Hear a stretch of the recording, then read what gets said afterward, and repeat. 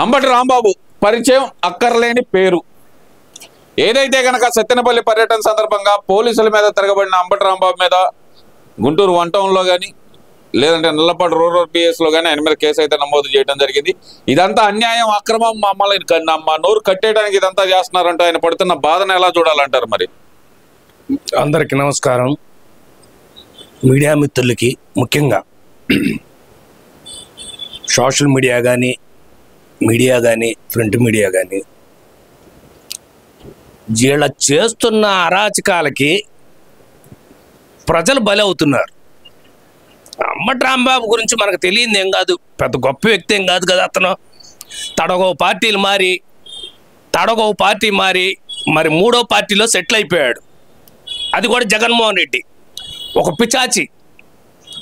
జగన్మోహిని అనే వ్యక్తే ఒక పిచాచి.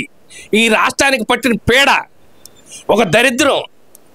ఈ దరిద్రుడు 5 ఏళ్ళు పాలించి కనీసం ముఖ్యమంత్రిగా చేసిన వ్యక్తిగా గౌరవప్రదమైన మాటలు ఎక్కడ మాట్లాడ్డు. నేను చంపుతాను, నరుకుతాను, నేను పొడుస్తాను, నేను బాంబులు వేస్తాను, ఈ రాష్ట్రంలో ఎవరిని బతకనీయను అని చెప్పేసి మాటలు మీడియా ముందు మాట్లాడుతున్నాడంటే, మీడియా వ్యక్తులు కానీ, పోలీస్ వ్యవస్థ కానీ, కోర్టుల వ్యవస్థలు కానీ, కనీసం రాజకీయ నాయకులు కానీ ఎవరు కూడా ఏంది ఇతను ఇట్లా మాట్లాడుతున్నాడు, ఇతను ఒక రాజకీయ వ్యక్తి, ఒక రాక్షసుడా, ఏంది ఇతని విధానం ఏంటి? అసలు ఇతను ఏ సిస్టంలో ఉన్నాడు? రాజకీయ సిస్టంలో ఉంటే రాజకీయంగా చక్కగా మాట్లాడాలా. రప్ప నరుకుతాడంట. రప్ప ఏది ఏట కొడవళ్లతో. అంటే ప్రజల్ని, ఈ ప్రజల మీద ఎలాంటి ప్రేమ లేదు. అయితే నీకు అధికార దాహం, డబ్బు దోచుకోవటం, ఎక్కడో కొలంబోలో నీ డబ్బు, ఈ మద్యం డబ్బు మొత్తం అక్కడ దాపెట్టావంట. మరి బెంగళూరులో ఎంత డబ్బు ఉంది, విదేశాల్లో ఎంత డబ్బు ఉంది, ఆ డబ్బులన్నీ లెక్కలు చెప్పు. మరి కేంద్ర ప్రభుత్వం కూడా చూస్తూ ఊరుకుంటుంది. మరి ఎందుకు మరి ఇతను ఈ విధంగా చేస్తున్నాడు ఏంటి అనేది ఒకటి ఇంటెలిజెన్స్ అనేది ఉంటుంది కదా, రిపోర్టు. ఏ రాష్ట్రానికి ఆ రాష్ట్రానికి ఒక ఇంటెలిజెన్సీ ఉంటుంది. అధికార పక్షం ఏం చేస్తుంది? ప్రతిపక్షంలో ఉండే వ్యక్తి అదే వాస్తవం ఏంటంటే ప్రతిపక్షం కూడా లేదు. బొలోపంటే ఒక గంజాయి బ్యాచ్ని, ఒక బ్లేడ్ బ్యాచ్ని శాడిస్తాడు వాడు హరికృష్ణారెడ్డి గారు. నేను మొన్న మరి చూసాం మనం సత్తెనపల్లి దగ్గర, కంటిపూడి దగ్గర. వాడు కూడా ఉన్నాడు. ఏది వాడు అక్కడ అనంతపురంలోకి వెళ్ళి సవాల్ చేసిన వ్యక్తి. మరి సిగ్గు శరం శివునెత్తురు అనేది ఉందిరా నాయన. ఒరే హరికృష్ణగా, అంబటి రాంబాబు గారు నిన్ను చొక్కా పట్టుకుని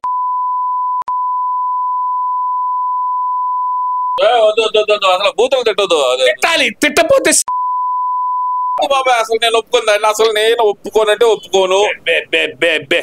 అసలు శివునెత్తురు మానవత్వం అనేది వాళ్ళ దగ్గర లేదు. రాజకీయంగా ఉండాల. ఇది ఏంటంట అసలు ఏంటిది? పోలీసుల మీద తిరగబడుతున్నారు అంటే, పోలీసుల మీద తిరగబడితే మిమ్మల్ని మీరు బతకగలుగుతారా? వాస్తవంగా వాళ్ళు తలుసుకుంటే. మరి ఆ రోజేమో ప్రతిపక్షంలో తెలుగుదేశం పార్టీ నాయకుల్ని గోడలు దూకెల్లా వాళ్ళని అరెస్టులు చేసి జైల్లో పెట్టడం జరిగింది. కనీసం మా ఆరోగ్యం బాగలేదయ్యా, నేను వస్తానయ్యా, మీరు ఏ కేసు పెట్టారు చెప్పండి అయ్యా, నాకు నోటీసులు ఇవ్వండి అయ్యా అని అనినా కానీ కాదు, మిమ్మల్ని అరెస్ట్ చేయాల్సిందే, మాకు పైనుంచి ఆర్డర్స్. మరి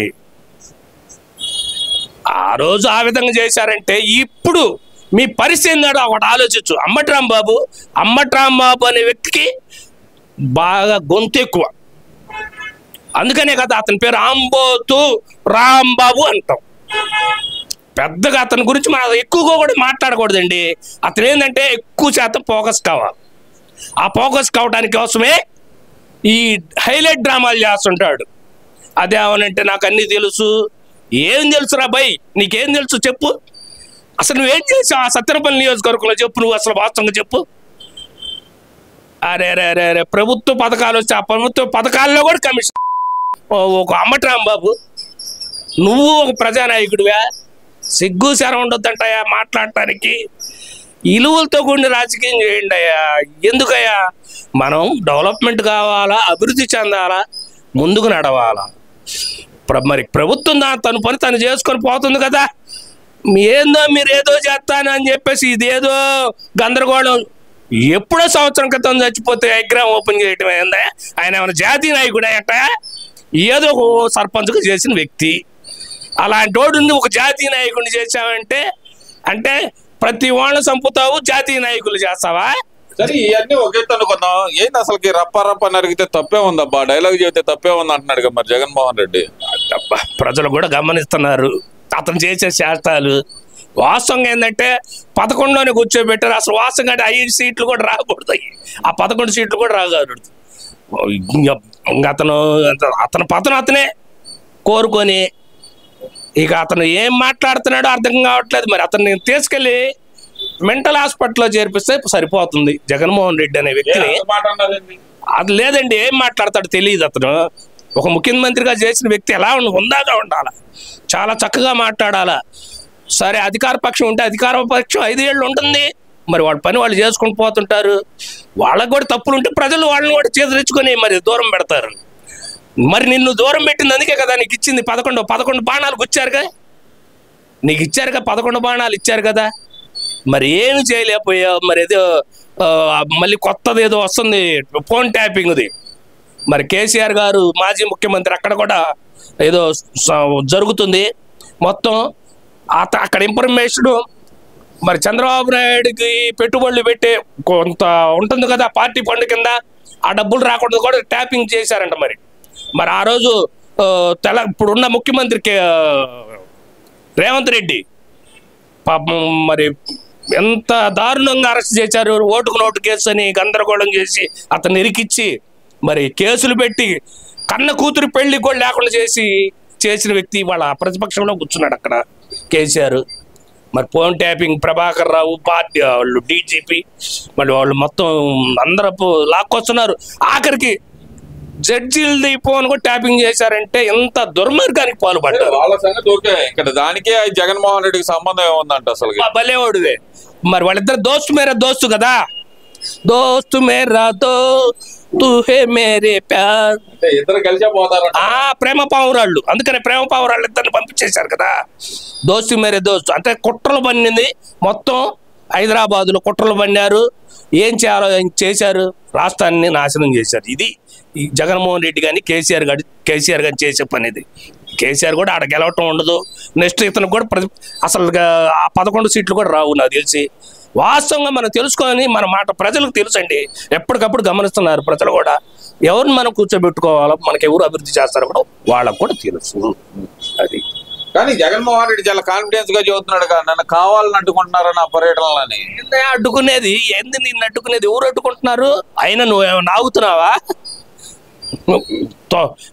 వానర సైన్యం లాగా చేసుకొని మొత్తం వెళ్తున్నావు. అక్కడైనా కోతి శాస్త్రాలు చేస్తున్నారు. ఆ కోతి శాస్త్రాలు చేస్తే ఎవరైనా ఊరుకుంటారా? ఎవరు ఊరుకోరు. రాళ్ళు తీసుకొని తిరగబడతారు ప్రజలు అనుకుంటే ఏమనుకుంటున్నాం? ప్రజాస్వామ్యంలో మనం చక్కగా లేకపోతే ఇస్సిరి అవతలు నూగుతారు. అది